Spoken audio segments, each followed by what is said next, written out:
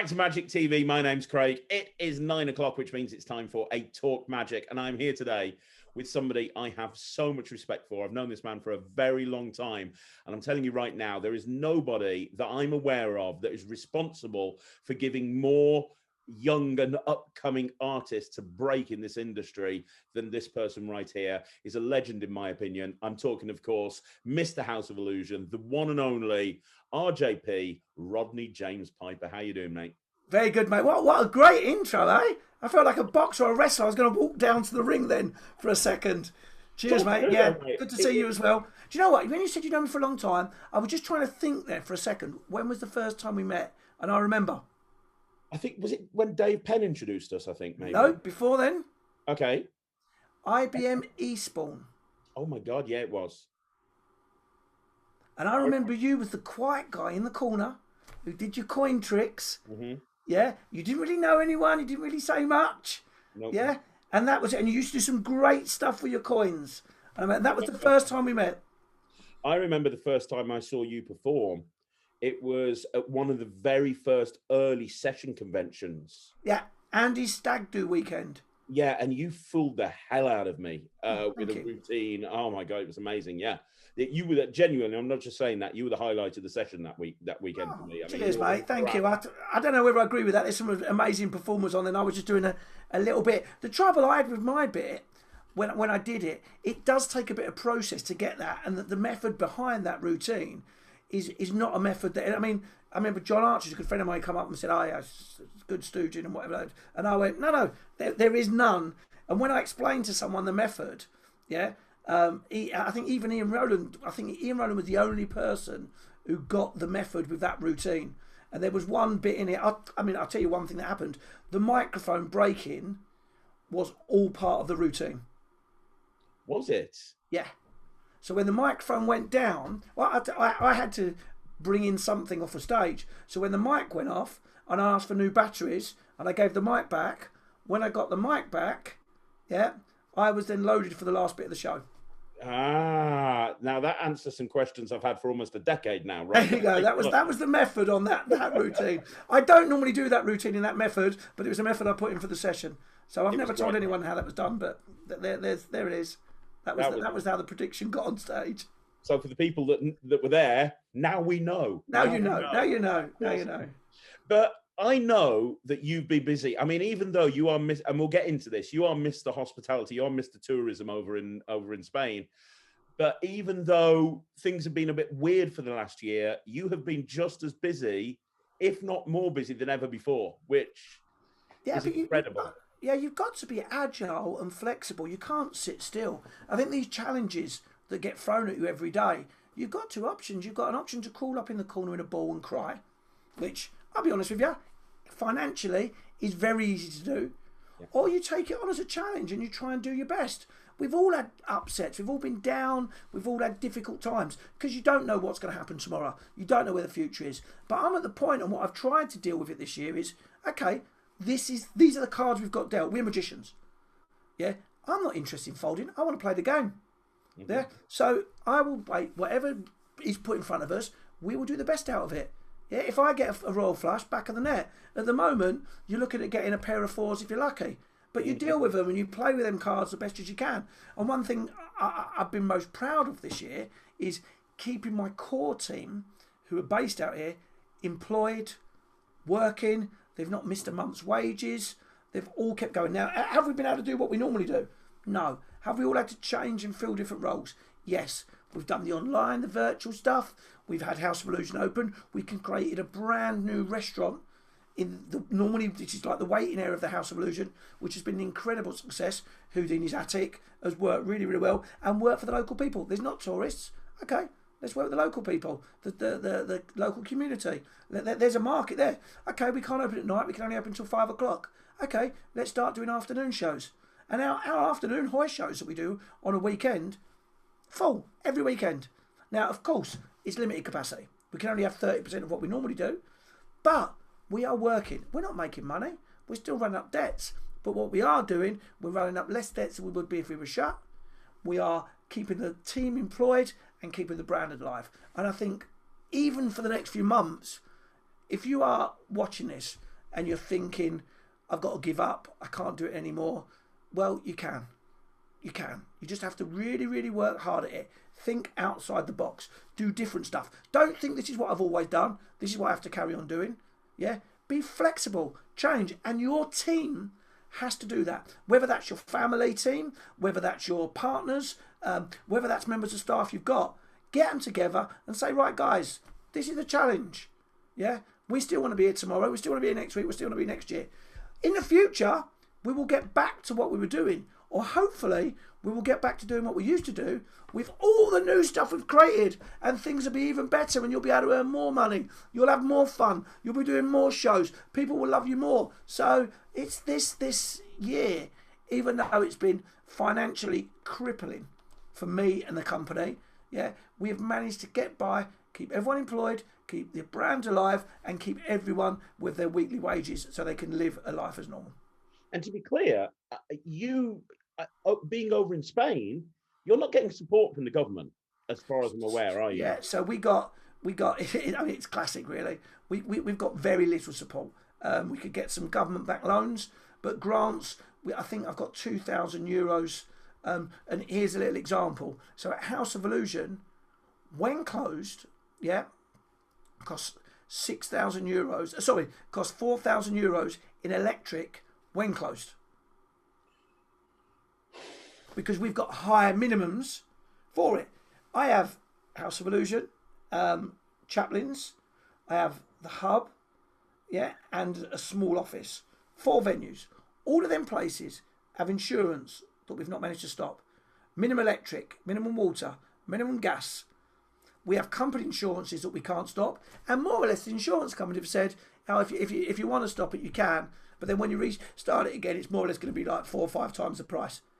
That's more or less the story you get from the insurance companies. I've got company cars, company vans on leasings that cannot be stopped. So we have a running cost of tens and tens of thousands every month when we are shut and we can't have any income. So the government have given very little to nothing of support. They've announced lots of it, but we've not got it. So there was 3 lines of government support for what they call ocio nocturno, nightlife and leisure. So we applied for the first one and we got turned down. They said, no, you don't fit in that category. So we did what's called a recurso, like reappealed.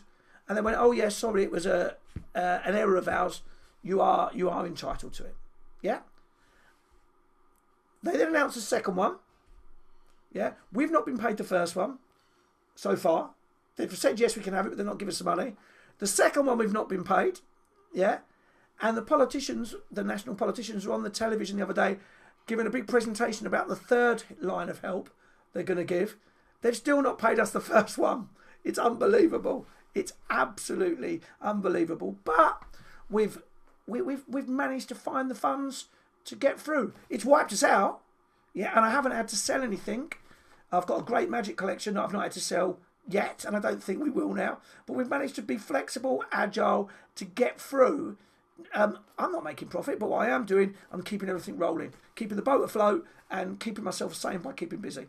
You know what? You are a real inspiration. There's magicians over in the UK that are getting 80% of what they earned most months from the government, and the opportunity to go and do another job or do something else in the meantime while they're waiting to start performing again. You know, and they feel the hard done by, and then you hear what you're having to go through. But and you've not just sat there on your arse just thinking, oh, I feel sorry for myself, fuck this. You've absolutely taken it and taken the ball and run with it. And that's why I wanted you on this channel, because you are an inspiration, Rodney. You really Cheers, mate. And do you know what? But I think there's a lot of people that are too proud to change. This is what I've done. This is what I've always do.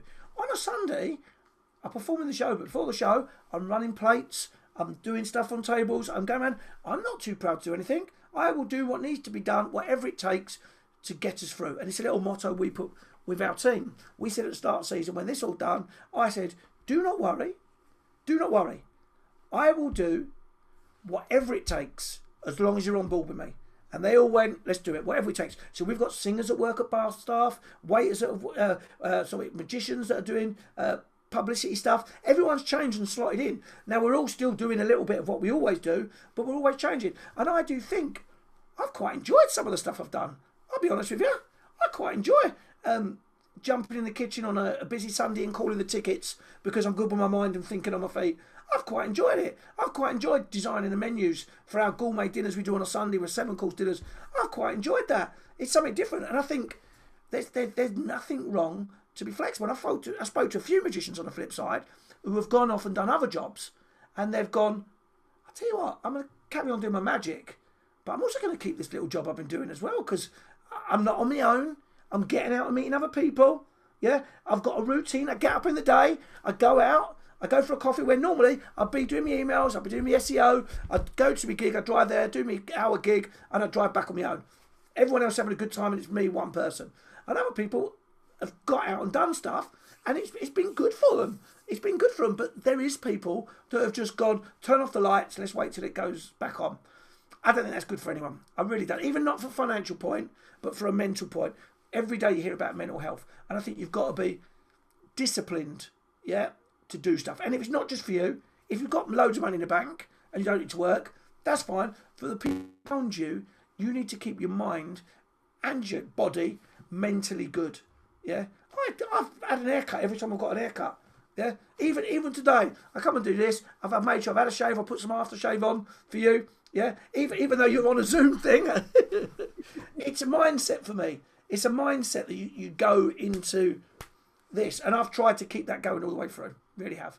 That's amazing. And I want to talk more about that. But for the people that are watching this, and I know there's going to be some people that are watching this that haven't heard of Rodney James Piper, I want to just let everyone know who you are, where you came from, how you got into magic, and why I want you on this channel. So before we go any further into what you've done over the last year, let's just rewind a little bit and talk about I don't just want to say your entry into magic, because, and we'll get into this as we go on, you do way more than just magic now. I mean, you are Mr. Entertainment, and we'll you know, over there, and we'll talk about that.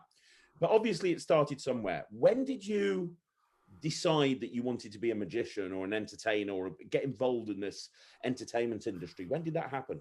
So really, what come from me, if I go right back, I used to do a lot of acting and performing as a kid. I did The Artful Dodger in London. I did quite a lot of adverts. I was on the Sonic the Hedgehog advert. I did that. Fairy Liquid advert as a kid. There's a few YouTube videos that crop up. Not many people can find them. Someone found one of me doing Austrian supermarket commercial recently, but that was cropped up on YouTube. But they're hidden quite well. So I used to do a lot of that type of stuff. I had a few close breaks for some big presenting work, for presenting the Disney Club and stuff like that. That was down to me and one other, and a couple of soaps and stuff when I was a kid. I then went to the Brit School. I was selected to go there in the first year it opened. If you don't know what the Brit School is, it was the British Record Industry Trust Performing Arts and Technology School. If you've seen the Brit Awards, which are shown around the world, that all the money raised from that goes to the school and funds the school. So when it first started out, it was like all the record companies, Richard Branson, all the other record company owners, Sony, put the money in to create this performing arts school. And it was really the UK's version of Fame School. I mean, some of the students who went there, Amy Winehouse, Adele, went there. There's loads. I could. Dame Bowers from Another Level. I think some of the Step guys went there. I think some of the people from loads. There's probably a list of about 100 people. I probably forgot some really big ones, and me. Now I didn't become famous, but I wasn't a singer or musician or whatever like that. It wasn't my thing. But I learned loads there, and there a good thing about the school was you did everything was performance based. So when you did maths, it was working out tickets percentages. When you did law, it was copyright and contract. So everything you did, when you history, you did history performance. So everything you studied was in that bound. And it was the first year it opened. I was the first inaugural student. And I'll tell you a story with that, which I think is interesting. My careers officer, I told her I wanted to get into entertainment, and that was what I wanted to do. And I said I was going to apply for the Brit School.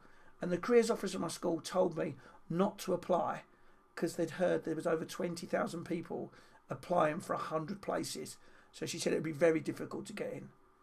For me, and I think that set me up in my life, well, because she told me no, I was more determined than ever to get in that school. I wasn't going to have anyone say to me it wasn't possible, because I do believe, and I know it's a bit of a magic cliche, that if you want it, you work hard at it, and you don't take no for an answer, you make it happen. You do it. And I got in there, and I tell you what, it was a great experience. I finished there, and then always wanted to be a Butlins Redcoat. So I went and worked at Butlins Minehead. There was a great entertainment manager called Robin Howard. Genius in entertainment. Genius. Old school. Very old school, but genius. And like we were talking before we started recording about how mixing with other performers and speaking to other performers, not stealing their material, but mixing with them and absorbing their knowledge. And he was great. There was a guy, a comedian called Charlie Noble, who taught me so much there. And that was at Butlins, so I learnt loads there. And there, every night I pushed, and it wasn't given, I pushed to bring on the band. And that was so I could show a bit of magic. Magic was something that I always loved and did, but it wasn't something that I professionally did. And I got to do, be me, and with a trick. So it gave me a start, an end, and the band on. And I'm quite certain I was terrible to start with, but I worked every night. Can I bring the band on? All the others were like that. No, we're going to minx and mingle at the bar. I was like, can I bring the band on? And then I'll bring the act on. Every night. That was the job that I wanted to do. And it was great. From there, I then started working overseas. I performed all throughout this time as a magician. So in between these jobs, I was performing as a magician. I travelled and performed all over the world. I performed in the Middle East. I performed in Mexico. I performed in loads of places. I could list in Cuba for a lot of big hotels, resorts in different places, and really performed everywhere. Then I came to Spain as a project, and I started this project over with Wayne Goodman, a magician. We didn't know each other. We both got put at a place down in Benidorm. And we were both working. He was doing the magic, and I was being more of the front man entertainer who did magic. I didn't know they'd booked a magician as well. So I was like, oh, I've got another magician here. So we did that, and then I moved up here to Salou at the time of an ex-girlfriend. She left. We didn't last very long. Then I started my entertainment company. So what happened with that is I came over, and a couple of guys told me that the entertainment was all sorted here. There was no need for entertainment in the hotels or bars. It was all run by a couple of people. For me, brilliant. You've told me no. What does that mean? Of course we're going to make it happen. Put the gauntlet down. I'm going to pick it up. So I approached one hotel, and he was opening early for Easter. And he said, I've got my entertainment sorted for the season. And I said, well, can I come and do it for Easter? I'll do a really low price. I will provide a full entertainment package with magic, with entertainment, with music, everything you want, and I'll do it all. So he said, all right, yeah, let's give it a try. So we doubled his takings from the last year, and his satisfaction went through the roof. So he sort of was like, can you do it for the full summer? And I went, oh, I don't know if can do it for the full summer now. I'll pay you this. I was like okay, yeah, we'll do it for the full summer. So then the following year, the hotel next door said, Rodney, can you organise our entertainment as well? So we ended up starting employing entertainers. We then grew and grew and grew. And at one point, I think we had about 20 hotels with RJP Entertainment in, with all the entertainment, the teams and stuff like that.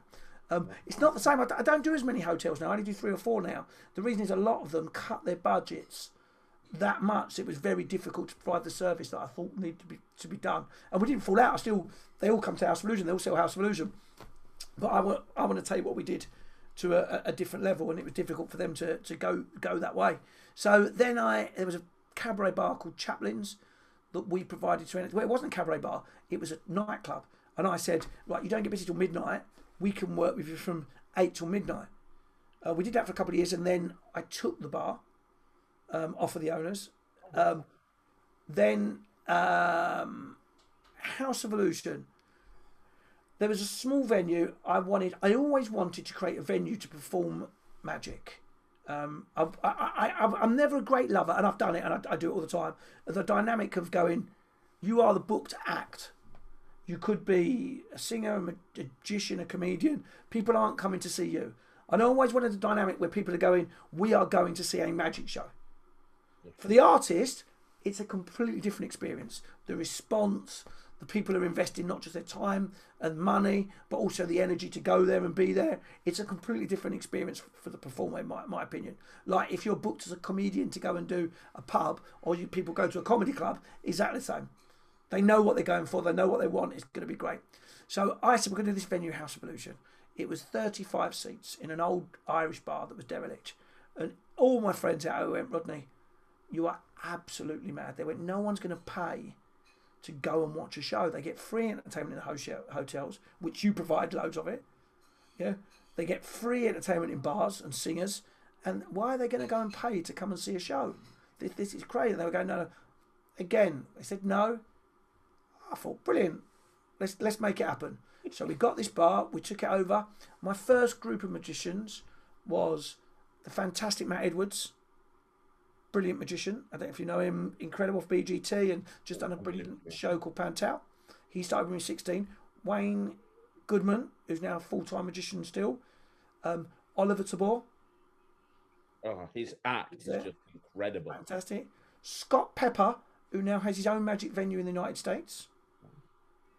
Who else was that year? And I think Alex Lodge might have been with us for part of that year as well. There was also a guy called Og, who was more of a hobbyist magician. And that was, I'm going to forget someone now. I feel really bad about it. Oh, and I think second year was James Moore. I think James Moore joined us the second year. Wow. As well. So we had a good solid. Well, I say that they wasn't. There was a mixture of young magicians really who didn't. Well, yeah, they weren't. Oh, and Mike Rose, who invented the growl. Great trick, great card trick. If you're ever looking for ACAN, any card, any number trick, the growl on Alakazam is fantastic. It's a top tip, hidden miracle it is. So that was a team, and the first year of the House of Illusion, I'll be honest with you, was an absolute disaster. I lost 50 grand that I didn't have. We couldn't get anyone in. It was a disaster. We were even like wheeling a cube zag down to a roundabout and doing it in the middle of the road, trying to grab attention. And it was luckily the rest of my business was still successful, but we couldn't get it. And we were going, oh, I don't know what I was doing. Was the prices? What was it? And then I found just one little thing. Let's remember this was pre-Dynamo, pre-Blaine. They were seismic changes in the mental mind of audiences for magic. Because most people's experience of magic was just a clown or a kid's fun party that are brilliant. I'm not knocking either of them two things. And when we advertised magic show, it wasn't cool. It wasn't attractive. It wasn't what people wanted to do. They went, oh no, we don't want to see that. We have that for a kid's birthday. They weren't interested in it.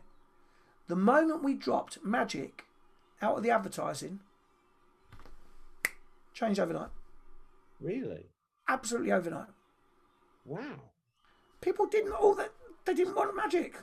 Magic. When you put the words mystery, illusion, mind reading, hypnosis, different ball game. People at that time, and it's very different now, associated magic with a clown or a kid's party. Remember, Daniels hadn't been around on the telly for a while. David Copperfield specials were on once a year, and I don't think they'd been on then in the 90s.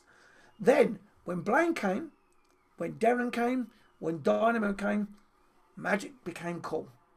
It completely twisted on, and Blaine was the first one really. Twisted on his head.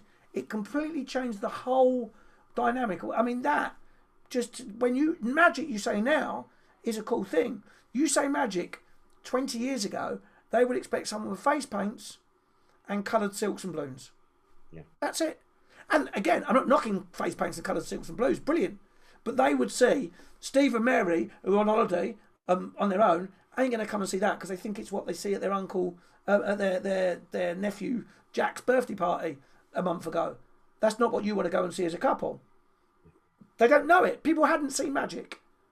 They didn't know what it is. Now, we all know what magic is. People around the world all know. It wasn't done at weddings then. Didn't exist wedding magic. Wasn't venues really with magic at that time. There was venues before and afterwards.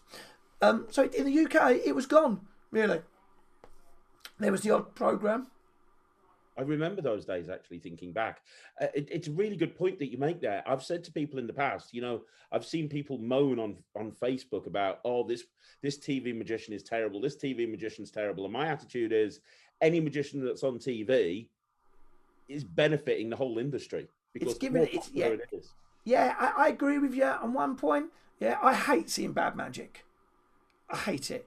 And I'm not saying I'm perfect, far from it. I hate it. And it does, I feel a little jab inside. Maybe bad magic's not wrong. I hate seeing lazy magic. I hate seeing someone who's not put the effort in. If someone's doing magic and they're not great, but they're working really hard of it, that's not as bad. Yeah, I hate seeing someone that's not either done their dues or worked on their act or got some help from others. Anyway, let me fly back to House of Illusion. So House of Illusion disaster. We got it working. Then the second year, we started selling out every single show. Every single show. Then we started doing 2 shows a night. Then even some of the people that said that a magic show weren't going to sell were like that, trying to get tickets. We then started to sell the front row for more money. We then moved to a venue round the corner. We had a little bit of problem with the council because we started creating too much noise, not as in noise in lots of people gathering, and they sort of went, whoa, you haven't got a proper license for this. So we moved to a venue around the corner. That venue was about 80 seats. We sold that out twice a night. We got locked down, shut out for a while. On the opening night, we had fire eaters outside on a big cage, and it hit the front page of all the newspapers, which was brilliant publicity. But fire regs come. And I said, not that night, about a month afterwards. And they say, you've got all fire in the show. And I went, no, we that was just for the opening night. And they went, no, you need to do all this for the ceiling. You need to do this. And we got shut. We couldn't open. So we had to sort all that out. That was a big problem. We then started selling out both shows a night. We then moved 5 years ago to another venue. We opened a pop-up House of Illusion in Andorra one winter, which was hard work. It didn't work very good because one thing with ski guests was we found out that they mostly have their week planned. So there was only one night a week that they had free. They had like a meal night included with a holiday, a quiz night included, a gala dinner night. It was all booked. So they didn't have free time to come and see shows, which is one thing that you don't know until everyone starts arriving in resort. So we then went to the venue we are now. And the venue we are now is an old nightclub. It's been loads of stuff throughout the years, but in the olden days, it was a cabaret club in the 50s. Julio Iglesias was the resident singer there for a little while. I've actually got some pictures. It then got turned into a nightclub and a rave club. And it was Space, Porta Principe, loads of different names. And I found out that the owners were having major problems, not financial, but with each other, arguing, fighting, literally couldn't get on, which is quite a common thing if you've got a business with a lot of partners, too many partners. And I gave them a solution. I gave them a solution to get out of it and still be friends. So I purchased the lease. It cost me every penny I ever had and ever made, and borrowed some as well. It was a massive amount of money. If you've never seen the new House of Illusion, and people have, it's an incredible venue. It's overlooking the sea. It's got a big balcony that's overlooking the harbour. The inside venue, we can hold, I mean, it's got a capacity as a nightclub of 1,000 people. Now, we don't have that. We're seated. We could seat just over 200. We've had 250 in the theatre. Then you've got the terrace. You can sit another 100. Then the Houdini Lounge, you could fit another 75 seated. These are seated. So we managed to take it, and then we turned it back to what it was originally, which is what I love, a place for live entertainment. So we took all that nightclub, all that boom, boom, boom, and we took it back to where it was 70 years ago, to people sitting down, having a drink and enjoying live entertainment. And I really love that. I love that little moment that we've done the full circle and we're back to where it should be. That's incredible. I mean, what you have achieved is, blown away, absolutely blown away, genuinely blown away. I've got so many questions, so I'm going to ask them. First of all, what advice can you give somebody that's coming into magic? And let me frame this so that people know what I'm talking about. You mentioned it briefly, but every single year you recruit people to come and work at the House of Illusion. every single year. And normally, you know, you're holding auditions in Blackpool and around the Blackpool Magic Convention. And I know so many magicians that have come and worked at the House of Illusion, and they are where they are because of being working directly with you. Matt Wright, who's one of the top magicians in the world, I interviewed him on this channel, and he spent 15 minutes saying that he wouldn't be where he is if it wasn't for you, and his favorite time ever in his entire life was working at the House of Illusion. And that's lovely, mate. Cheers for that, mate. Thank you, Matt. Do you know what? Matt's, like you say, he's one of the best magicians in the world. Matt's a very special guy. He's got a lot of talent. He's got a lot of creativity. He's probably one of the most creative magicians that I know, and he's constantly working on stuff. And I think Matt's a good example on how to be good. Don't be happy with what you've done. Keep pushing it further and further and further. And I'm really proud of what he's doing. Me and Matt and I love Matt to bits. We're like two long lost brothers. Occasionally we fall out, we have a row, but we talk about it and we get on. And that's because we're both so passionate about what we do, whether it's performance wise or whatever. But I'm really proud of Matt and what he's achieved, and I'm glad that he's got his venue working now. It's the Chamber of Secrets, and Matt, I'm sure, will be giving everyone a fantastic show down there. And he was great when he worked for me. He worked for me for a long time, and it was great that I didn't have to be there all the time. I knew the show would always be great when he was doing the show. It was great. I was loved being a fan, watching him at FISM, and being part of that experience, and seeing that act grow, and what he did with it.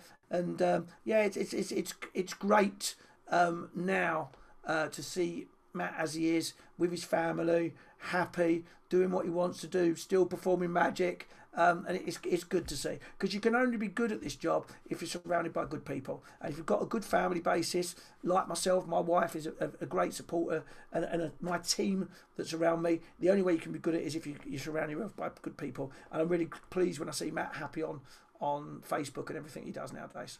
Yeah, he's in a good place, and as I say, he absolutely credits a lot of that to you.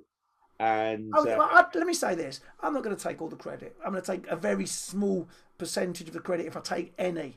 Yeah, I think I'm just I hope that I push people to get the best out of themselves, and sometimes I have to be quite strong with them to do that.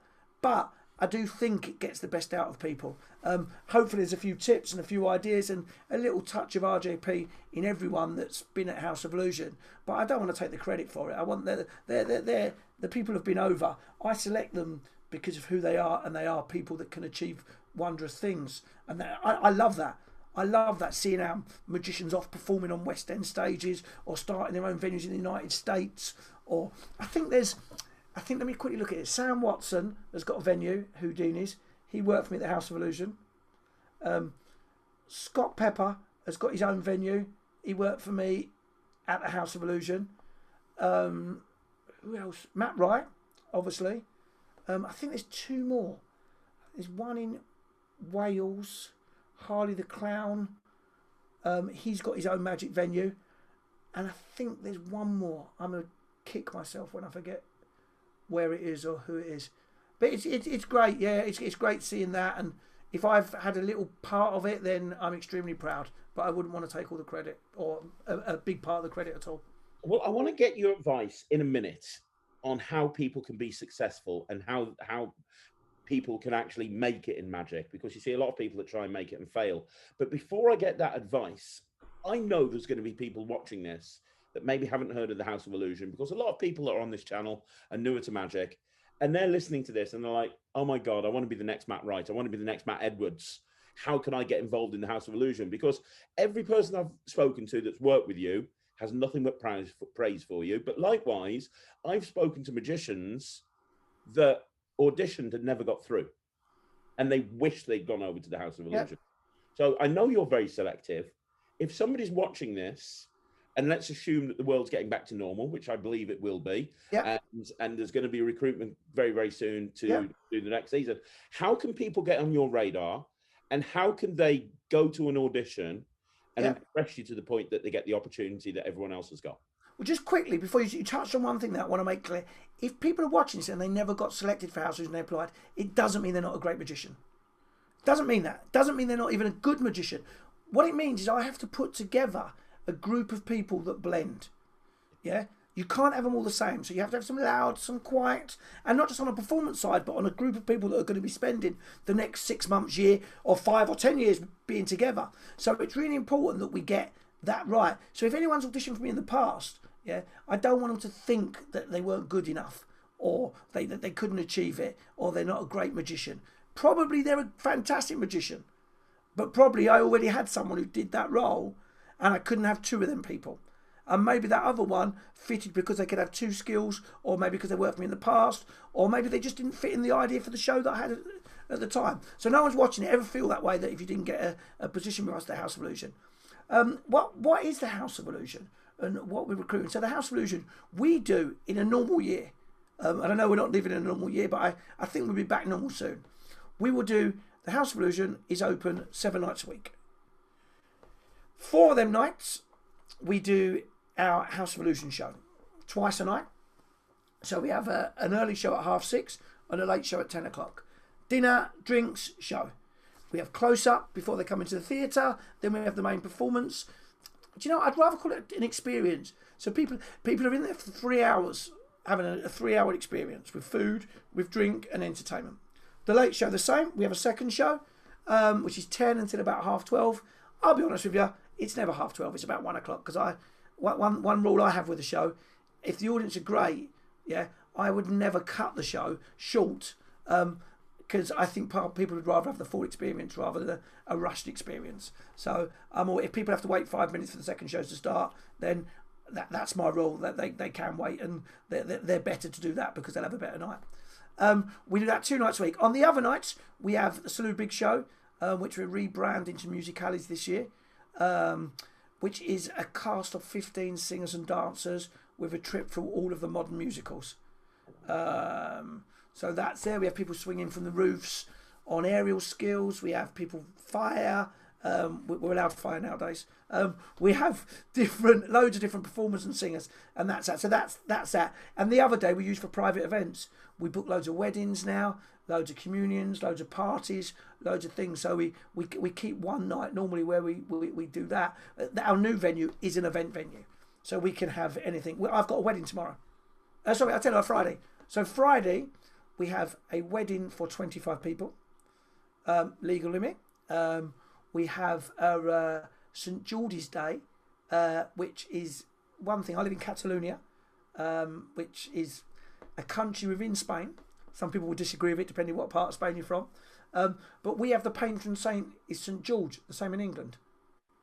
So tomorrow, Friday, I get to celebrate St George's Day for England and San Jordi for Spain. But over here, San Jordi's like the Valentine's Day. They don't really celebrate Valentine's Day. So the women give the men a book, and the men give the women a rose, and that's tradition on San Jordi. Oh, that's really cool. That's really a cool day. So we've got San Jordi party. I say party, open for restaurant. We've got a wedding on, and then I've got a Zoom show afterwards. So that's my day, but I wouldn't change it. I love it. I love it. I love it. I love it. Sorry, go on. I've gone off a track. You want me to get back on? No, and I want to actually get back onto Zoom shows in a bit. But yeah, the question was, how do people get involved in this? I mean, the more I'm 45 years old, married with kids, and I want to come over to the House of Illusion. You know, I'm getting excited about this. Yeah, how do people get involved? How can they get on your radar? Yeah, so here's one thing. If you want to get on my radar, here's my tip. If you ever go to any audition, whether it's magic based, whether it's TV or anything, don't blend in. First of all, I am not bothered about the tricks you do. Not bothered. I would much rather you perform a simple trick that you do well than something that you try to put together special for the day. What I want to see is you, your personality, your character, who you are. And how about something to remember? I audition as well as magicians. We do auditions in London, Birmingham, Manchester, Dublin and Blackpool. So we see thousands and thousands of people. Our recruitment days have like 700-800 people turn up to. The Blackpool one's smaller, but they do. And our singing dancers. And I tell you what, here's a little tip. Have something that people remember you by. Whether it's a little badge, whether if you're female, maybe something in your hair. Something that stands out. Because when I'm sat there looking at all the people, and I'm deciding how I'm going to build that team, I will go, do you remember that guy with the little brooch? Do you remember that girl with the red thing in her hair? Stand out, be you. Don't worry about the tricks. And that's really a lesson for going forward in magic in general. A lot of people, of course, whatever magic you do has to be good. But more importantly, it has to be you. We spoke about Matt Edwards earlier. A great little story of Matt Edwards. When Matt first started for me, he started over, he had this act and he had about 60 tricks ready to go. His first time he was going on stage. And it was just in a hotel, a little spot. And he had about 60 tricks. And I said to him, okay, I walked on and I did my compliment. I brought him on and I did probably about 50 of them tricks. I said, this is this. This is this. We're going to pull this out of here. This is this. This does this. This does this. This does this. Ladies and gentlemen, please welcome live on stage Mr. Matt Edwards. And as he walked on, I whispered to him and went, less is more. He walked on manic, going, well, and we went, you've got something there. And he did a whole 30 minutes just with them 5 tricks. And it wasn't about the tricks, it was about him. It was about being someone different. And this is what a lot of people, they go, oh yeah, I watch a magic DVD, I get a wedding set, I can do ring flight, I can do I can do Omni deck. That's me. Brilliant. I can do invisible deck. I can go out there, I can work. Don't do it. Get something that's unique to you. I'm not saying any of them tricks are not tricks I've ever performed or don't ever perform, because they're all great tricks. But be you. I'm RJP. I live it, I am it. And all the magicians I hope that have come through me, one thing they have discovered, I hope, is discovered who they are. And not who they think they are, not who they try to be. Take a little bit of who they are, amplify it, and be someone unique. Stand out for the crowd. Yeah? You don't be a successful magician. And when I mean successful, I mean not just someone who's doing gigs, a gigging magician. I'm on about a successful magician who's doing really interesting and good things. Because they are unique. I don't want people saying, I want a magician. I want people saying, I want Rodney James Piper. That's what I want. I want people saying, my magicians who have worked for me, when they leave me and go for their own thing, I'm disappointed when they're not named and doing stuff. I want them to be, that's them, that's it. Not, oh yeah, I'm just doing this or that. Because I think you can do more than that. There's nothing wrong with doing the other things. We earn a living and we're good for them. But I think it's good to do. We've got a great opportunity as magicians. We can travel the world. We can perform in incredible places. But we have to work at it. So if you want to be part of the House of Illusion, my tips are, stand out from the crowd. Have a good personality and a character. Yeah? And also care and love for magic. They're things for me. If you come in and don't care about it and have not got passion for it, then you're going to be difficult to work with me, because I work hard and I want people to work hard to create special moments. Us as performers have got a massive responsibility, and probably more now than ever. Everyone who comes into House of Illusion saves their pennies, their pounds, their euros, whatever it is, to come on holiday. And that 2-hour or 3-hour experience they are with us is what they've saved up all year for. All year, a whole year of working in Tesco's, working down the mine, working in a bank, whatever, yeah, they've saved up for that experience. And it's up to us as performers to give them an experience that is worth that. And the responsibility on our shoulders is massive. And I said this the other day, and I was talking to someone, and I said, after this pandemic, we are needed as entertainers, and probably even more as magicians, more than ever. Our responsibility is to shape this world back into happiness. Our responsibility is to get out there and perform as much as we can to turn around this doom, this gloom, this upset. I want jaws dropping. I want laughing. I want smiles. I want people getting back to having a good time. And us as performers need that. And for anyone who ever wants to work at the House of Illusion, if you're here for a wage, wrong place. Yeah, you can earn more money doing weddings. Yeah. If you're here just to have a piss up in Spain, wrong place. I'll go out and have a drink with you and we'll have a party and we'll have a great time. I'm the biggest one that enjoys a good time. But if you love magic, you're passionate, you want to bring smiles, tears and laugh to an audience, come on board. I'd love to hear from you. Wow. That is incredible. That is no wonder you're so successful. My God, that was great. Let me pick up on something you said there. Point number 2, you said, was, have a character, stand out, be unique. And that's something that I've noticed from a lot of people that have worked with you. Look at Matt Wright. He has a character. There's no one else that can perform like Matt. Look at Matt Edwards. There's no one else that can perform like that. I think of a lot of acts that have come through you. They have that character.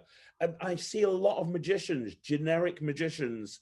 It's almost like you've taken this template of what a wedding magician should look like, put it into a cloning machine, and they've come out holding their Omnideck, their Sharpie mark. It. Boom, there you go. Same as. But they think that's the way to go. They think that it's... If you are only interested in a decent living, I get it. Get an Omnideck, get a Sharpie, get a suit from Burton, build a website, you will earn enough money to live a decent life. Hurrah, go and do it. I'm not saying it doesn't float my boat. And I don't think it should be anyone's ambition in life to do that. You talked about Matt, and there's loads of other magicians. I'll talk about a magician called Taylor. Taylor Morgan, who worked for me. He turned up and he had tattoos, a bit of a skater boy. And I spent a lot of time with him, with us, and I said, "This isn't you, mate. This is what you've become because of the people you're with." And we came, I mean, he's from Wales, but we came up with this English gentleman character who's not from England, yeah. And we spent, and he was hunchback and he couldn't walk on stage. And we spent one afternoon, right, where I said to him, "I want you to walk to me." And he looked at me again. And I said, "We're going to try that again." I went outside on the terrace and got all the cushions from the sofas. And I had him walking across the stage with me literally throwing cushions at him. And I said, "Just walk through the cushion." And he's going, "This is mental." I said, "Just walk through the cushion." And literally had these cushions literally throwing it at him. And he's walking through them and walking through them. And I said, "When you walk on the stage, I want you always to imagine you are walking through these cushions." He's now a fantastic performer with some great silent magic. Noel Britton, the ex-president of the Magic Circle, when he comes to the show, was like, he said, "This is like a fantastic act." And he's now acting in FISM Europe in June with the act that we worked on over here. So it's really good. He's back in the UK at the moment with COVID, what's gone on, whatever. Like, he's not been over, but his girlfriend's family own the Hippodrome in Yarmouth, so he's been performing there and doing stuff there in the UK. And I think he's just starting his own cabaret venue there as well, with their help as well, which should be good. So I think actually he's got Matt Edwards performing on the first one, which is quite interesting. Our House of Illusion family from afar. But how do you become it? You have to find out who you are and not who you think you are. That's the big mistake. A lot of people, if you don't work with someone like me, get a director or get a group of trust friends. Get a group of people who will tell you the truth. Who will tell you if it's bad or good. Who will tell you if you look awkward. Who will tell you if it's not right. I've got a group of trust friends, that are a real close group of friends. Now, I don't agree with them all the time. You have to have your own opinion. You have to be you. Yeah? But you have to take on board all of these thoughts around you. And I've got a group of maybe 7 or 8 magician friends that I've grown up with. And I know when I'm showing them something, they will say, well, they probably rip me to shit for it for months if it's bad, or whether it's a logo or whatever like that. I mean, whatever. A picture you've had taken. But that's your trust group. That's your little group of people who you need to keep yourself in check, keep yourself in balance, and you need to listen. Not agree all the time. That's important. You have to be you, but you have to listen and take on board. And if anyone is watching this, and even if you don't come to House of Illusion, wants some advice or wants me to look at them or what they do, I'm always willing to give that. And I'm not saying I'm charging them for it or whatever like that. Just drop me a message and say, "This is me." Yeah, and we can spend a 20-minute Zoom call or whatever and have a little chat about who they can be rather than who they think they should be. That's amazing. The other thing that you think about with the House of Illusion is performing on stage. And you've taken people who are just close-up magicians and you turn them into incredible stage performers. I know that, again, going back to Matt Wright, when I spoke to Matt, he said he'll never forget the first day at the House of Illusion.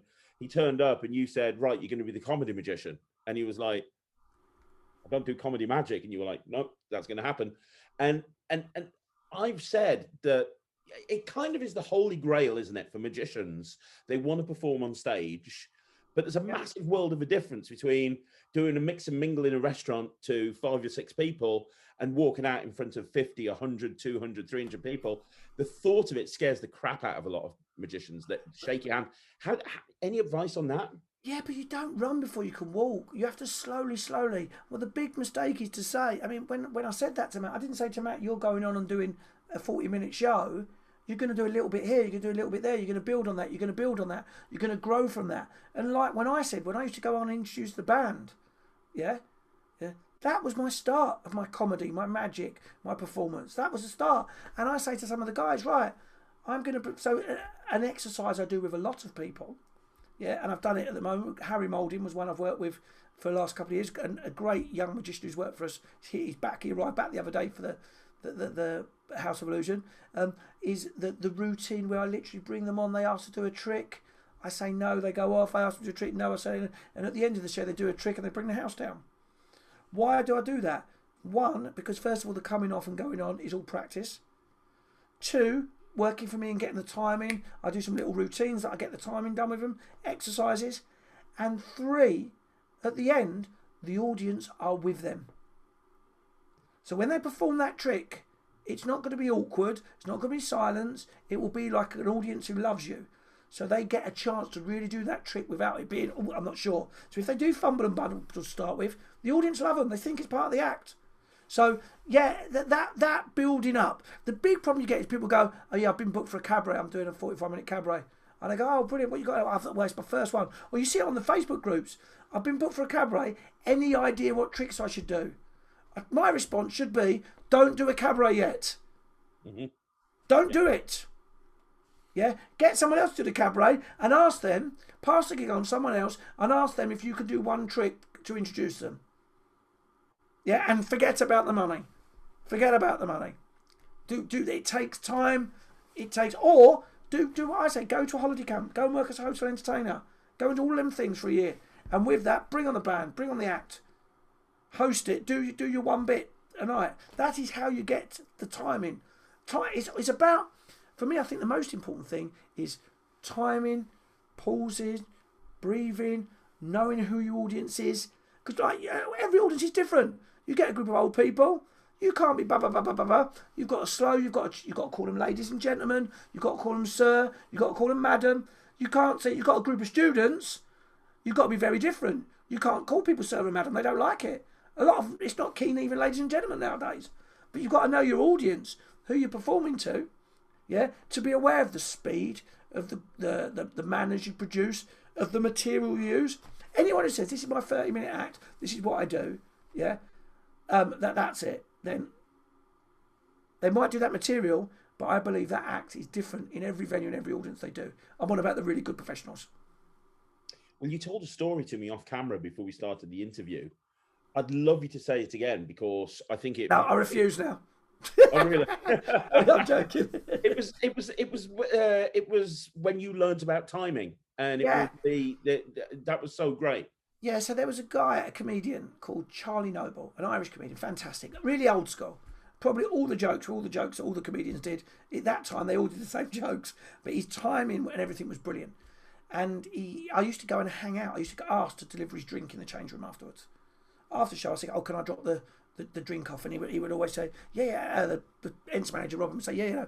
I used to go in there because it was me to spend 5-10 minutes with this act and have a little chat. And I used to bring it on. He said, "I'm going to give you some tips." That's okay.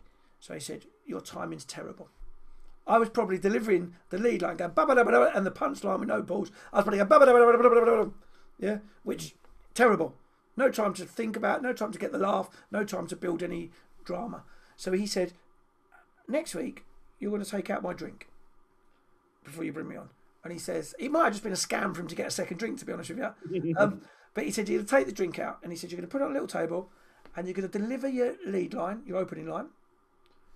Pick up the glass, take a sip of the drink, put it down, deliver the punchline. And I go, "What?" And he goes, "We're going to do this every week for a month."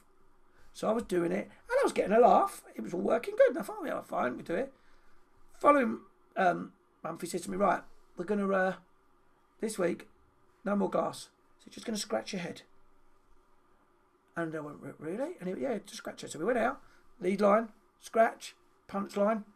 It's getting a laugh, a good laugh. I thought, this is good. Another month. Third month, he said, "Just going to scratch behind your back. The audience won't even see it. It's invisible. But to you know you've got it. So I did the lead, did the scratch, delivered the line, big laugh. I'm like, brilliant.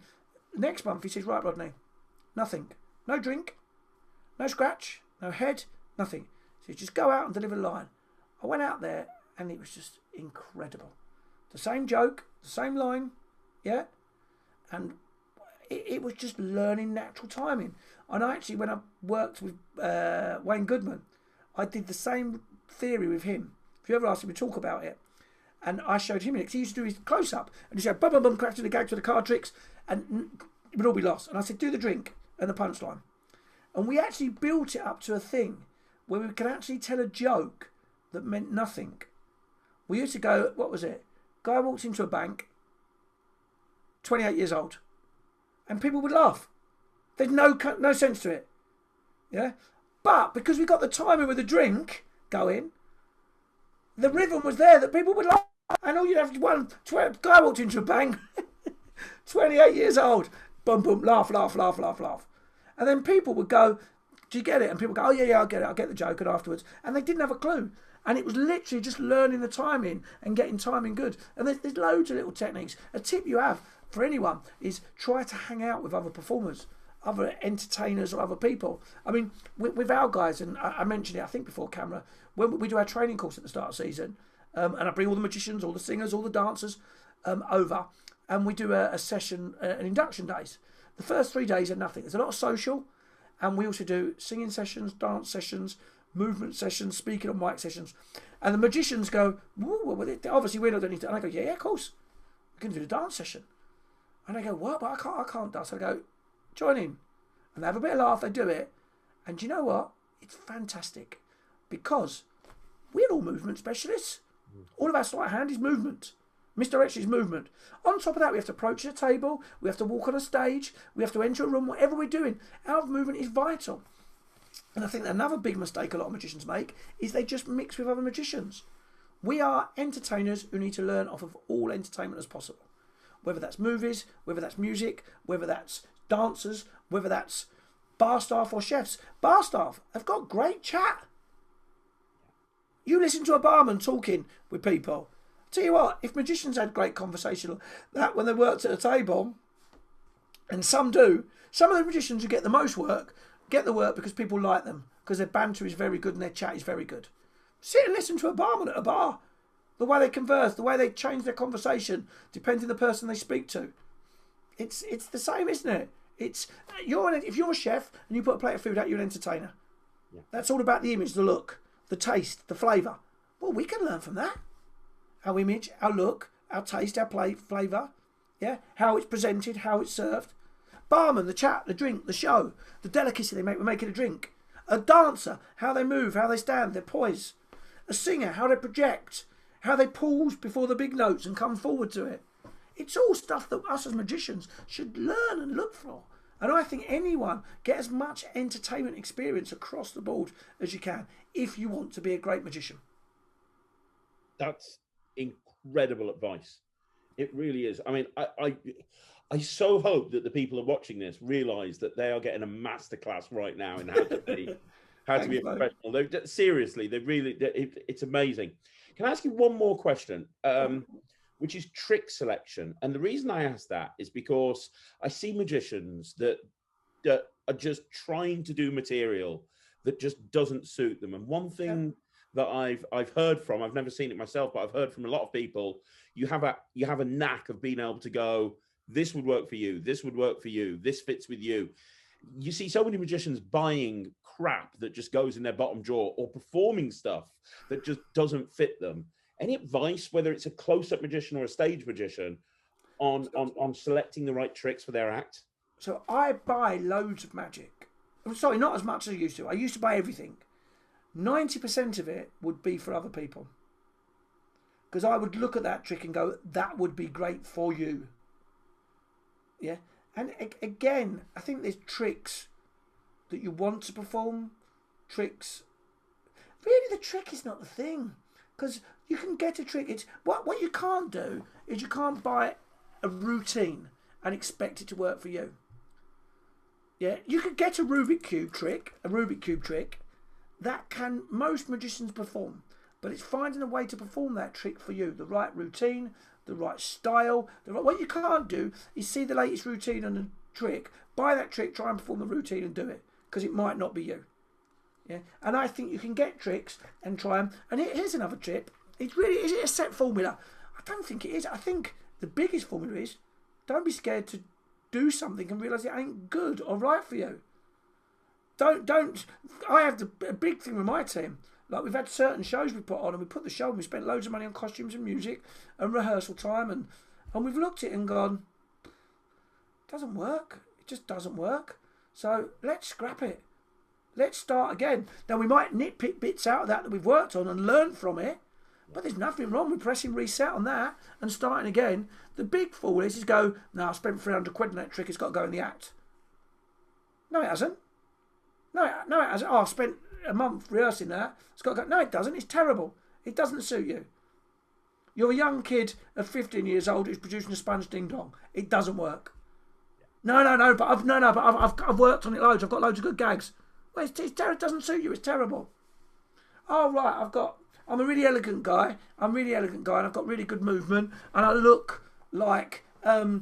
Could you see Guy Hollingworth? Yeah, doing the spinny disc, hypno disc. No, it wouldn't work. Now, if Guy come to me and said, "I've got this, Rodney," I would go, "It's terrible. You can't do that." But what you can do, Guy, that idea of a spinning disc is really good. But you're a lawyer, so how about you got out your briefcase, a leather iPad that was all done, and you had the spinning thing on the iPad? I'm not saying Guy would be doing that trick. I'm using it in a weird example. Yeah, it doesn't mean that the trick's not right for you. It means the whole idea of the presentation with it's gone. So that 14-year-old kid who's doing a sponge ding dong, it doesn't mean he can't do a sponge ball routine. Maybe he can reference it more to do with stuff that he's got in his school, or he's getting stuff out of a lunchbox, and he's going, "Oh, this is a lunchbox." That's more relevance to him, and maybe out of it, he produces not a sponge ding dong, but something that's relevant to him that a kid of his age would get or produce. And I do think trick selection. There's loads of crap out there. There's loads of great stuff out there. There's also loads of crap that could be great, and even the guys when release it don't realise what it is. I have a rule, and it's quite funny. I got Tom Wright's Gravity for me the other day, and he sent me the video. He said, it's in the post. He went, here's the link for the video, and I sent him one back saying, I won't be watching that yet until I've got it out and had a play with it. And I always do with that. I don't read the instructions until afterwards. Sometimes it's wrong because it could break. Rich Young, I said it with his changing card, which is fantastic if you haven't looked at it. I'm on it. I'm talking to him, and he goes, "Have you watched Video Great?" I go, "Don't touch it." He goes, "You're breaking." I go, "Oh well, I've got. What about this idea with it?" And he goes, "Oh, the Cruz talks about that in the second video." He goes, "Watch it." So I do think experiment. With trick selection. I do think listen to people around you, but don't be scared. Don't think because you've invested time and money in something it's necessarily worth something keeping forever. You have to scrap. You have to edit. Edit. Yeah. That's brilliant. That's a good moment if you want to do an edit there as well. Yeah, it is. Yeah. It really is. I was just thinking that. No, that's awesome. So here's the thing. You said that there's so many people that have worked with you at the House of Illusion that have then gone on to get their own venue. You are a true entrepreneur. Like you are. You're not just a magician, you're an entrepreneur. You can't be going and buying buildings and buying venues and without being an entrepreneur. You've talked about how you've put your life savings into this project and your life savings into this project, and that's a massive risk. I mean, that's every single time you've done something, it's been a huge risk and it's paid off for you. The people that are watching this that want to be more than just a magician, they love magic, they love entertainment, but they want to go further than that. They don't just want to be a one-man band for the rest of their life. Maybe they want to have an entertainment company. Maybe they want to have a venue like you. What advice would you give somebody who was wanting to focus more on that side of the business as opposed to just performing? Let me give you some quick tips, and I'll do it as quick as I can. 1, don't go away. People will tell you no loads of times. Yeah.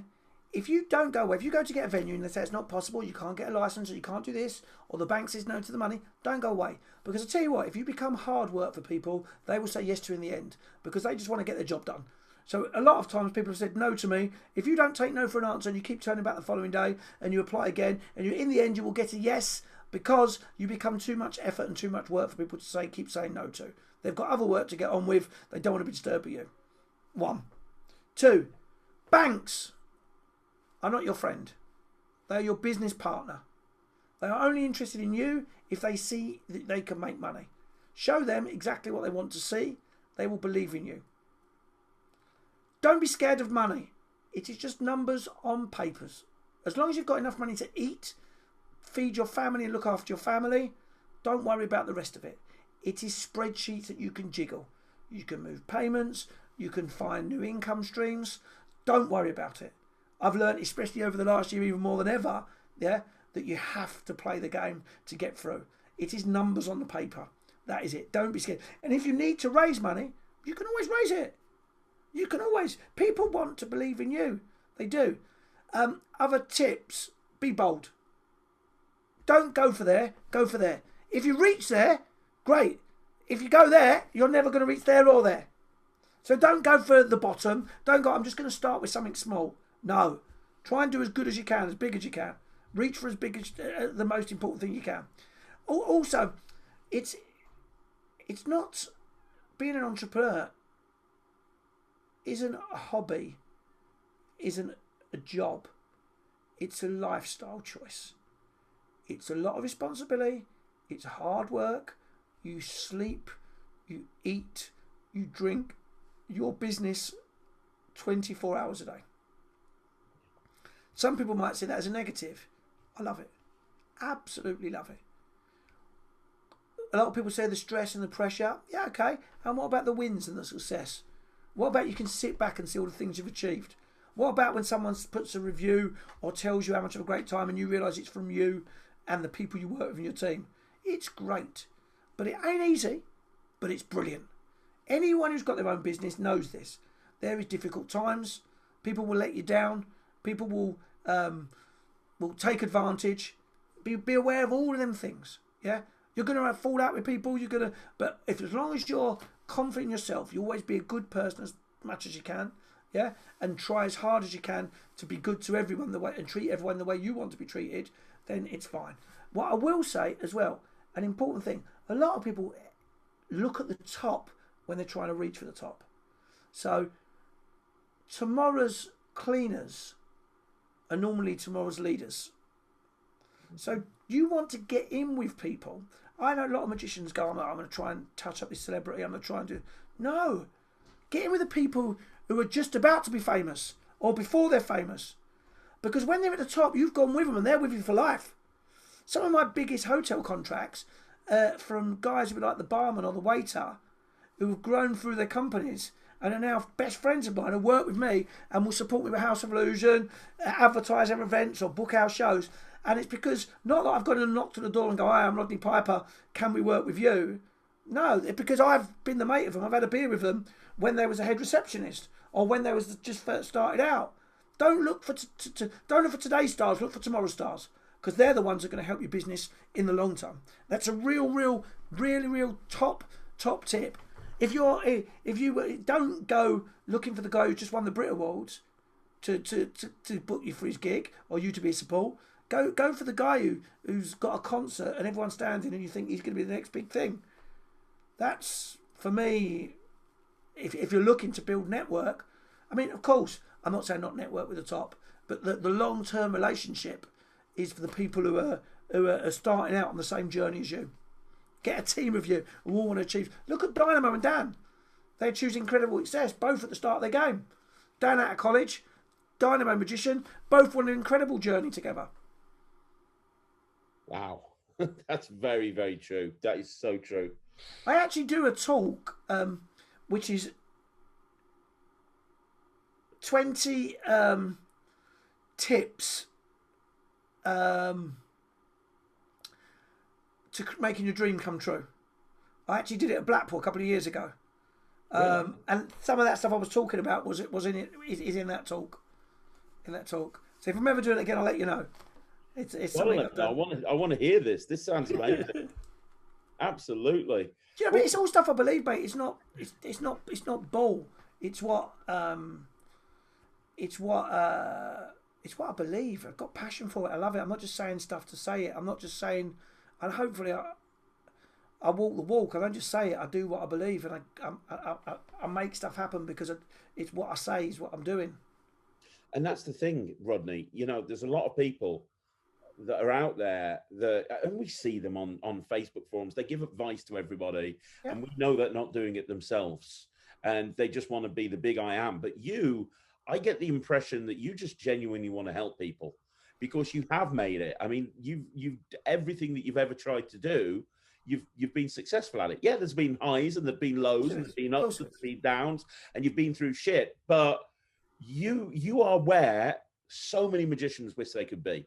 Well, not today. Not today. I tell you, I'm not where a lot of magicians should be today because literally we're hanging on by our fingertips as a company.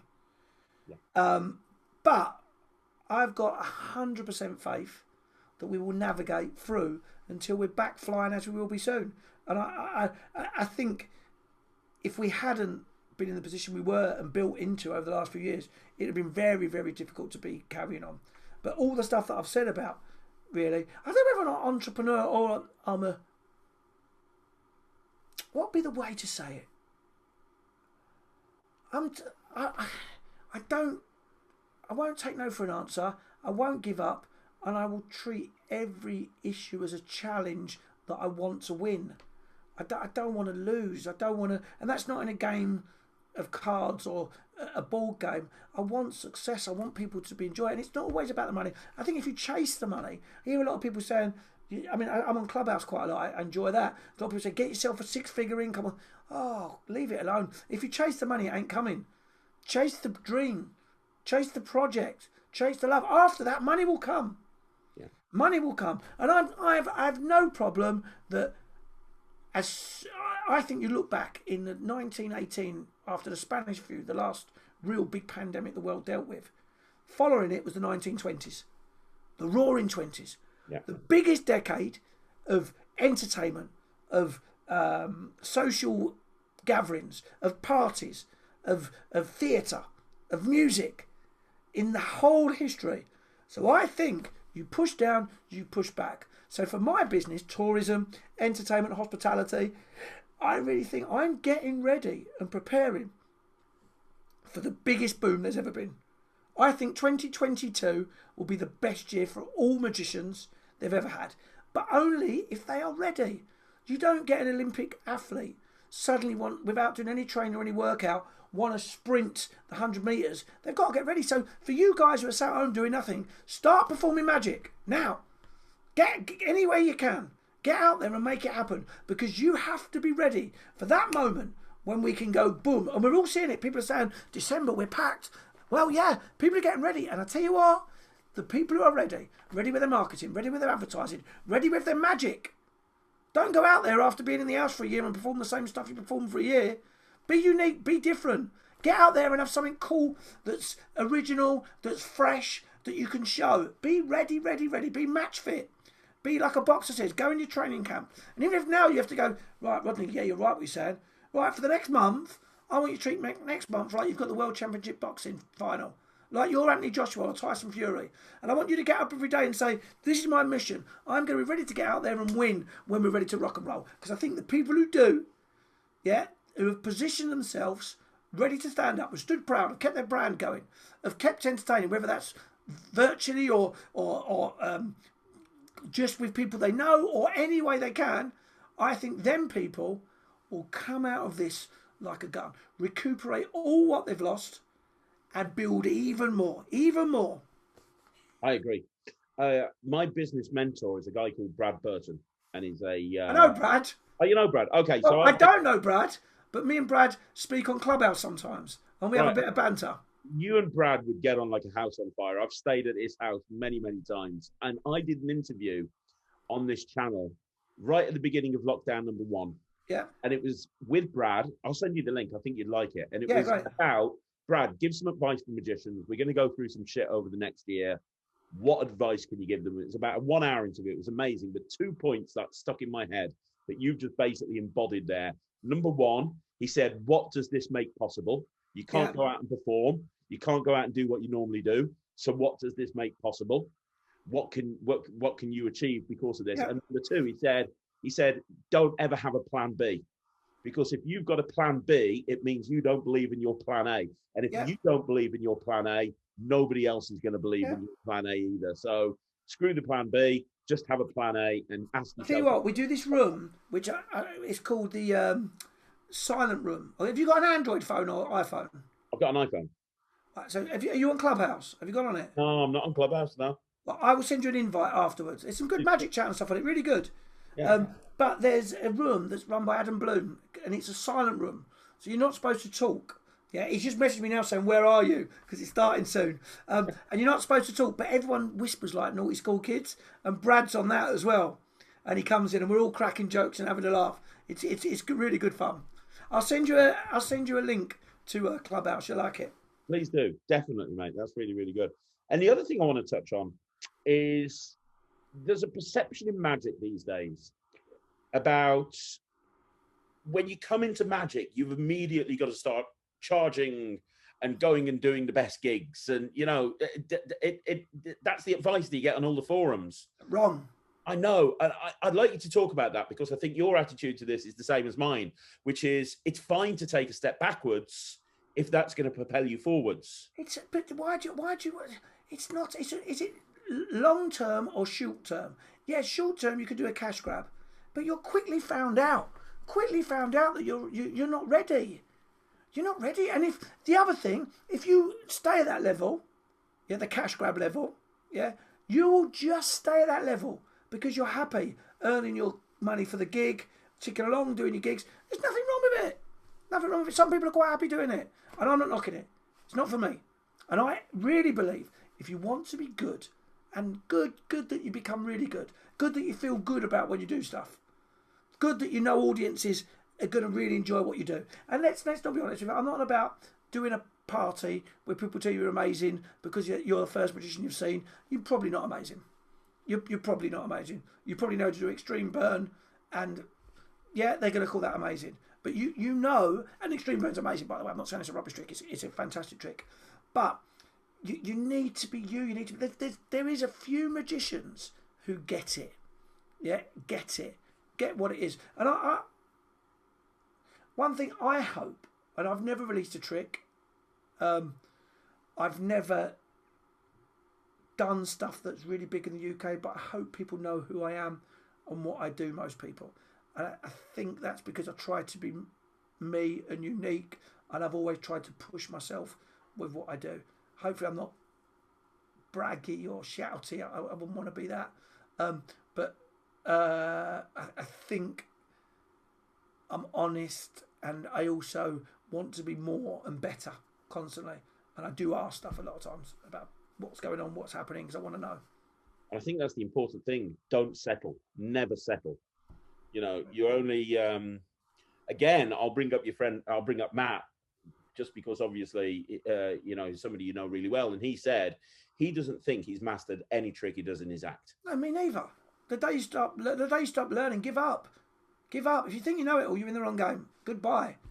The part of our adventure and part of the challenge is constantly trying to do better. My act, and one of the acts that you said you see at the session, I still perform that sometimes. It's nothing like it was before. It's changed 1,000 times.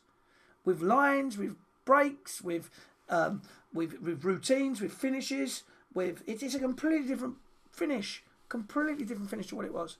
And another different million routines have sprouted off of it and become part of it. Yeah, the day you think you know it all, get out. Give up. The day I think I know it all, I will stop. I will write a lovely book and I will share everything that I've learnt with other people. I can't release magic. I know it's something you've done in the past because one, I like showing my creations myself, and that doesn't mean I don't want to share with the community. Two, I think there's loads of magic out there to learn. I don't think my magic's maybe good enough's not the word, but it would never. People have offered me stuff.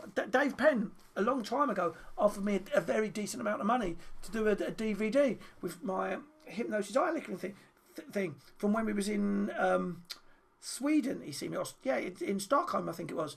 And he was like, "We've got to get this out. We've got to get this out." And I went, "I don't want to do it, Dave. I don't think it's for me to do yet. I'm a performer. One day I'll share, and I'll share for people like talking like this or stuff like that. But do I think I can sell a DVD? No. You know what'll probably happen next week? Someone will ring me up and say, "Rodney, we want to do a DVD. Are you interested?" I'll go, "Yeah, go on then. There you."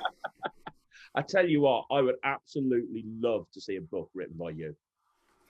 That's maybe got tricks in it, but it's also got advice and it's got stories, and I just think that would be a bestseller, 100%. You're mates with Andy Gladwin, hit him up. I spoke to Andy about doing a book before diary type thing. I had an idea for, but again, it's one of them ones that I always go, I'll do it, and I'd like to do a nice book. Is what I'd like to do, rather than a DVD, rather than a trick. I'd like one day to sit down and write all my thoughts. Yeah, with some pieces of magic in between. Yeah, rather than a trick book with essays, I'd rather do an essay book with tricks. So there is some, normally you get like some of the great books have got loads of magic and a couple of essays in. Yeah. I would like to do some thoughts and ideas on being a performer and being a magician and making that work with some tricks in as well. Perfect. I would be the first in line to buy that book, mate. I really would. That'd be amazing. Well, look, before we wrap all this up, I want to ask you one more question, which is a question I ask everybody that comes on this channel, but it's a question that really, really, really is pertinent to you, which is, what's next? Because one thing that I know about you, like we just said, you don't settle. I know that you're going to have goals and you're going to have stuff that you want to achieve and you're going to have ideas and plans. So let's just assume that we're not turning into an episode of The Walking Dead and we are going back to normal. What you have achieved so much in magic. I mean, more than any, if you took pretty much any magician I know of and said, would you like to finish your career at this level, having done this, and this, they'd say, hell yeah, you've done so much. You've been so successful, both within magic and also as a business person. Nobody would mind if you just settled, but you're not going to. So what I know you're not. So what's the plans moving forward? Short term or long term? Both. So I'm gonna turn the old House of Illusion, House of Illusion 2.0, which I kept in case when we took this new one, in case there was any problems with the old nightclub owners, I didn't get rid of it. I've ended up managing to keep it. I am opening a new venue called the Secret Garden, which will be a restaurant, and we're going to open it for June, July and August, but more of an interactive restaurant with an experience type thing. They're not magic based. I also want to take all of my collection of magic and turn it into an experience where people can see it. So I've got a big, large collection. I've got some of David Devant's original props, all the Murray collection props, the Faust collection props. So I'd like to get that on display. I'd also want to diversify with House of Illusion into non-tourist based areas. So I've always never wanted to take House of Illusion and open more House of Illusions in the past, but I think what's shown me the last year is you can't just rely on tourism areas at the moment. We've got to look at other places that we can be ready to adapt, and it might not be House of Illusion as known, but it might be entertainment experiences in places that are not tourist based. Because my personal opinion, I don't think this will be the last issue we're going to have in the next 50 years. I think the precedent's been set that who would have ever thought lockdown would happen? It's impossible. I do think there will be more issues that the press will love so much because they've got so many clicks over the last year on everything there that will be blown up and issues will happen. And for me to have a tourist-based business that relies 98% on people coming on planes to visit, I think we also need a few other areas whether that's Barcelona, whether that's London, whether that's New York, wherever, that we can have partnerships or venues that could be House of Illusion. I've already got things that I'm looking at. I've already got things that I'm working on. There could be other House of Illusions opening, other resorts around the world. It could be stuff that could be on a smaller scale, but still with a feel. I just want to create and share more entertainment experiences. I love it. I love it. I love it. Global domination. That's what's coming next. I was about to say, well, you've got the infrastructure. You've done the hard job, haven't you? I mean, the hard thing when you're scaling your business, Yeah. putting the infrastructure in place, because if that infrastructure is not there, when you start to grow, it's all going to go completely tits up because you're not going to be able to deliver what people are wanting. But you have that infrastructure in So place. we grew with the entertainment business, and I scaled back on it because I had young children and a wife. I used to spend 2 days a week in Benidorm, 2 days a week in Lorette de Mar, and 3 days a week in Salou, when we had hotels everywhere. And I spent most of my time travelling back and forth to different places. It was a horrible experience. I stopped it all and focused everything here in Salou. So I wouldn't want to be constantly doing 2, but I now think I've got enough people that I've worked with or have worked with that could come on board and be part of the experience, or have partners. I mean, I'm not great at having partners.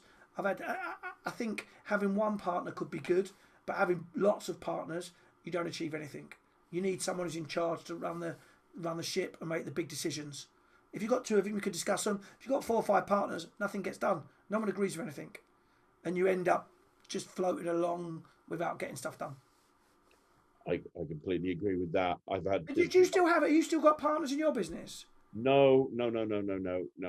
All gone. I used to, used to. Not anymore. It's now just me and my wife. So yeah, which is great. She's a little bit like, you said your wife's been very supportive. I'm very lucky in that Sarah is very organized. She's an ex-head teacher of a school. If it was I'll be honest, Rodney, if it was up to me, my business would have gone bankrupt 6 years ago, and I would have had a warehouse really full of shit. So, that's just the way it is. She's the one that keeps things running. But you're a team. Like my wife, Jo, she does all the accounts, all the stuff. Obviously, I make the decisions. Yeah, but you have to have a team of people around you. Anyone who says it's them who's the business, even though my company's RJP, it's really a lot of people. My brother works for me. His wife, Lacey, works for me. They're both fantastic. Mark, who's our bar manager, is great. I've got a lot of magicians who work for me. I mean, Lee and Gemma are working. They've done a great job over the last year. There's a lot of people. My kitchen team, Craig and Helen and whatever, they've all sort of adapted roles and done. Really, the people who are running it are now working what we're doing at the moment.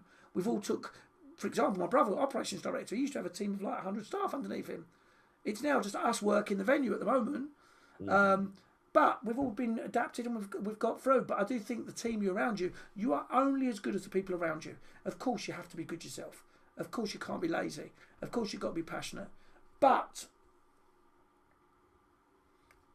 you need good people. And you need to look after them people. You need to treat them people, not as employees, as part of the team, a part of your inner family, your work family. I agree. And one thing that I've noticed about you don't burn bridges, even if like people go, you talked about how you and Matt have had rows in the past, but you've never burnt bridges. You've always... I mean, you disagree with people and people disagree with you, but you've got to remember at that time, at that moment, there's reasons behind that on your part, on their part, on everyone's part. We all live in a stressful life. We've all got problems. We've got partners. We've got mortgages to pay. We've got bills. We might just be tired. So everyone probably does a lot of stuff that people say they don't necessarily mean. Yeah. If you really sit down and talk to them about it, and you change that environment, that space, they don't mean what they say. Mm. Yeah, a lot of times they say it in the passion at the moment. Yeah. And sometimes the people you love or you care about most are the people you can fall out with the most. And I think it's dangerous that you don't put it to bed and deal with it. I don't think you burn bridges. It's not worth it. It's really not worth it. Life's too short, mate. You need to smile. You need to laugh. You need to get over things. Well, you're talking about how you're planning on diversifying because of the tourist-based industry. what advice would you give to a professional magician to wrap this whole interview up? What advice would you give to a professional magician? Do you think that they need to look into more income streams as well? Do you think that, or do you think when things go back to normal, they can continue? You know, you've talked about the Roaring Twenties. Do you think that they can just? I think magicians. When I say that I think it's. I'm not saying we're going to have what we've got again. Oh, yeah. But I do think any time there's a new virus over the next 10 years, we will have quick lockdown. All the papers will be on it. We're going to have that every couple of years now. I really think that someone dies of the flu, and it's going to be front. It's going to be headline again. So we've all got to be prepared that we will have amazing times. I don't think there's anything wrong for any magician to look at other revenue streams, not only for the financial benefit, for your mind. Don't become a lone magician that gets up at 12 o'clock, answers their emails, goes to the gig and drives back again. It will do you in. It's not good for you. Get other stuff, and not necessarily financial or business. Get other stuff outside of magic that you can do, that you can spend your time with, that you can get enjoyment and reward from. Really, really important. And I think any magician, and we said about it before, that has learned there's more to life than just the gigs, yeah, can be a better magician, financially more secure, and also happier, the most important. That's not plan B, so I don't agree with that. That means being busy, doing stuff that's good for you. Being busy is good for you. Yeah. Mentally, physically, it's good for you. And that's what you've done a great job with your channel, mate. You've been busy. Not only good for you, but good for everyone else. There's been loads of great footage that people can watch and enjoy. So thank you for everyone for doing that as well. No, thank you, mate. No, thank you. I really appreciate you saying that. I really do. And you are right. You gotta be busy. The magicians that I've seen, we talked about this beforehand, before we even started filming. We've both seen magicians just completely quit and walk away and say they're never coming back. And they were the ones that at the beginning of lockdown were just sitting there doing nothing. Doing nothing. Yeah. It does your head in. Some of my favourite magicians, I'm not going to name names, have done, who are big performers, doing big theatres and big shows. They're working as a handyman for £5 an hour or £10 an hour. But you know what? They're fit, they're mentally stable, and the moment they can get back on and theatres or shows are on, back in the game. Yeah. Not having to work up, not having to get ready, back in the game. Yeah. Absolutely. 100%. Rodney, this has been an incredible interview. I'm not just saying this. You know, I've got a reputation for saying what I think. And I'm going to tell you right now, this has probably been my favourite interview to date. Cheers, mate, thank you. Seriously, man, anybody who's watched this that has aspirations of being a magician, a full-time professional, or is a full-time professional, or wants to actually do more with themselves, and wants to, this should be required viewing, because you have literally just delivered a masterclass in how to be a success, not just as a magician, but as a person and as a business owner. And seriously, well, on behalf of them, this is amazing. Thank you so much for them lovely words. And here's one thing that I want anyone to take away from this. What I'm saying is what I believe. It's not just bullshit that I'm firing out there. It's what I genuinely believe. And if anyone ever wants to talk to me, you're more than welcome to get in contact. I'm not great at putting long emails with you, but if you want to have a chat, hook me up on a Zoom, we'll have a chat. If you're a member of the Magic Circle, come on the Monday night Magic Circle. If you're on Clubhouse, send me a Clubhouse or send me a voice message and we'll have a chat. And if you're feeling down, you're feeling depressed, you're feeling as though you can't achieve it, give me a knock up and I'll shake you up and we'll get you going again. The good times are coming. Get ready for them. Nice. I want to put the contact details down now for the House of Illusion, so that when things are back to normal, he can book the ticket. So look down there. The link is also going to be in the description to this video. Go check out everything that Rodney does. Check out RJP, check out House of Illusion, connect with him. You are one of the good guys in magic, and thank you. Cheers, Craig. Lots of love to you and the family, mate. Thanks a lot, mate. Take care. Thanks very much. Guys, amazing interview. Leave a comment down below. I'm sure Rodney will see it. Leave a comment down below, and I'll be back again tomorrow with 3 videos. There's going to be 1 at 2, 1 at 6, and 1 at 9. I'll see you then. Thanks very much for watching. My name's Craig from Magic TV.